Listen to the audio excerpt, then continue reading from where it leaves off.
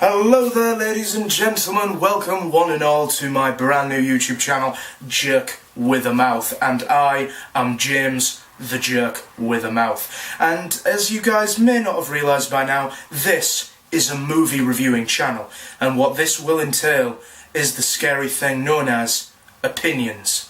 Yes, I know, it's scary, but I assure you that what I say to you guys, I mean no disrespect, except for the films that I review, because this film that I am about to talk to you about first is particularly god-awful.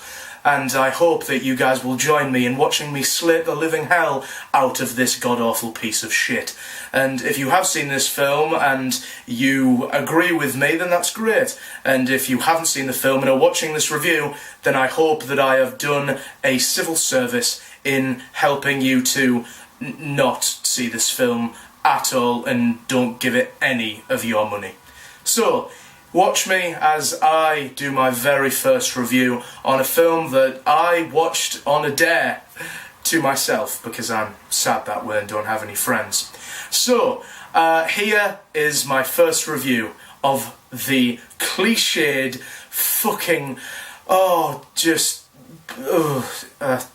here's my review of Status Update.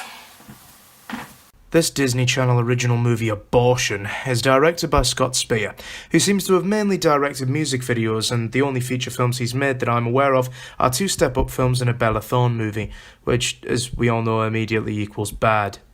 Except for The Duff. That's a legitimately good movie. But I digress. Scott Speer has also served as a director on one of my favourite TV shows, the revived Scream franchise's television series, which he clearly took some horror elements from here, as this piece of shit was a horror to fucking sit through. It stars our main character, Kyle, played by Disney Channel star Ross Lynch, which just supports my theory even more that this weak-ass concept was pitched as a Disney Channel original movie, but some production company loved it so much that they thought it was worth a theatrical release. This contains every single high school cliché you can think of, but doesn't even have any charm or enjoyable plot to make up for the phoned-in character writing. Kyle has been forced to move away from his home in Who the Fuck Cares land, and is starting a new school. Take a wild guess, ladies and gents, as to what happens next. I can guarantee it's in your top 3 guesses. Yep, that's right. He gets bullied by the handsome, popular captain of the insert sports game here for no other reason other than he's the new guy.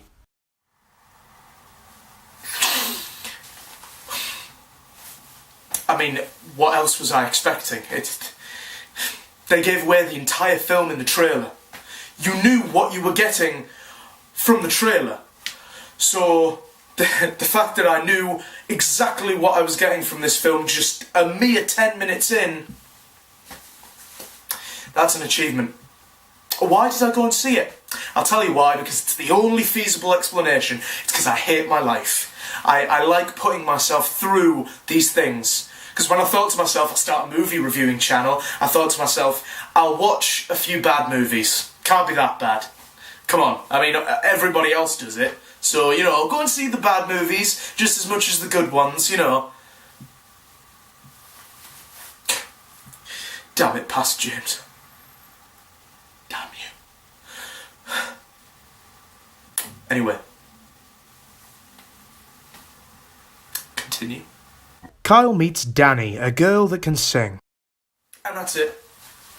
Yeah, there's no other likeable traits to Danny's character other than she can sing. Kyle sees her through a window and sees her sing, and then he's hooked. And oh yeah, and she's cute too. She's really cute. Those are the only reasons, and then, you know, chemistry ensues from there.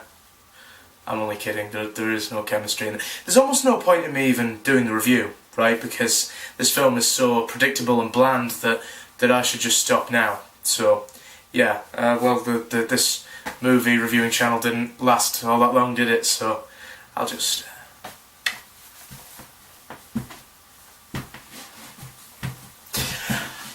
I've got nothing else to do, so, yeah. Yeah, it's just masturbating otherwise. And my testicles will thank me if I give that a break, so... Anyway, while encountering arsehole jock bully guy, his phone breaks and goes to get it fixed at a phone kiosk in a mall. He comes across an eccentric man that gives him a new phone and an app called Universe. Yeah, and the scene where we first meet this mysterious man that gives him this new app, yeah, that first scene scared me. I mean, that guy was being weird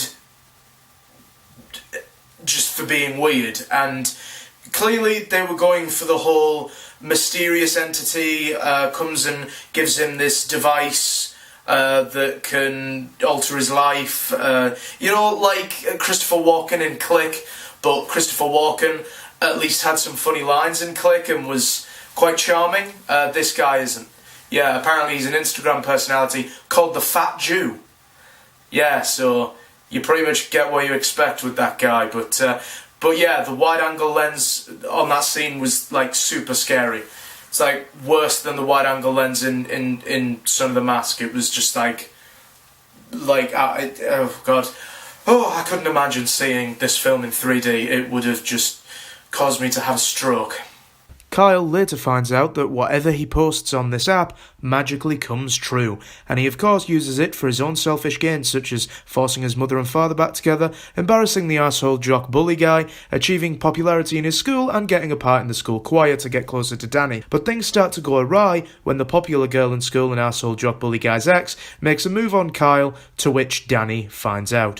Kyle tries to make it up to Danny, but Danny is having none of it, and so Kyle is now just with Charlotte, the popular girl now, I guess? Things go wrong again, however, when Charlotte's mother becomes overly obsessed with Kyle, and whilst trying to escape her, Kyle breaks his phone and now can't use the app, so he can't fix everything. So now he's unhappy with his life and he wants his old life back, so he's learnt his lesson and he wishes that he'd have kept his life just the way it was, and he's learnt, you know, that you should be pleased with what you've got, and I don't know, just everything that we've ever seen in all of these cliched frickin' movies. Yeah, and so he decides to serenade Danny and get back together with her, and how he does that is that he just sings to her at the choir, this big choir concert that for some reason everyone's bothered about and everyone's went to. I don't know why anyone would bother going to a choir. It's not really something that usually puts bums on seats, but, you know, whatever. We're so close to the fucking credits on this thing. And so, yeah, they get back together and he gets the life that he had, but better, and really he's not actually learned anything. So, yeah, the end. The end. Well, that was Status Update. You know, I didn't think that I would ever, in my entire career as a film lover, I didn't think I'd ever come across a film that was so bland, boring, emotionless, and completely void of any kind of personality as this one. Even bad movies have something that differentiates them from other films. Films like The Room, or what was that really crappy sci-fi movie that John Travolta had a hand in making, and it was a real passion project of his. That turned out to be totally terrible, but they were so bad that they were good. They were hilarious, and they had a personality to them, regardless of what you thought of them. But this film is completely... it's just nothing. There's no characters, there's no good plot there, and it's cliched as hell. Usually the cast, or even something added to the plot, can really bring something to the cliches of it all. I mean, films like this, like Teen Wolf or Click, where the main character is given a device or an ability that helps them, you know, sort of give them a better life, and then they learn a valuable lesson at the end of the road. Yeah, those films have been done before, but they have something to them, and this film is just... it's just fucking worthless. Thank you so much guys for watching my brand new channel, Jerk with a Mouth. Don't forget to like, subscribe and share the channel for some more great reviews on my favourite films and TV shows, and as a little hint to my next review.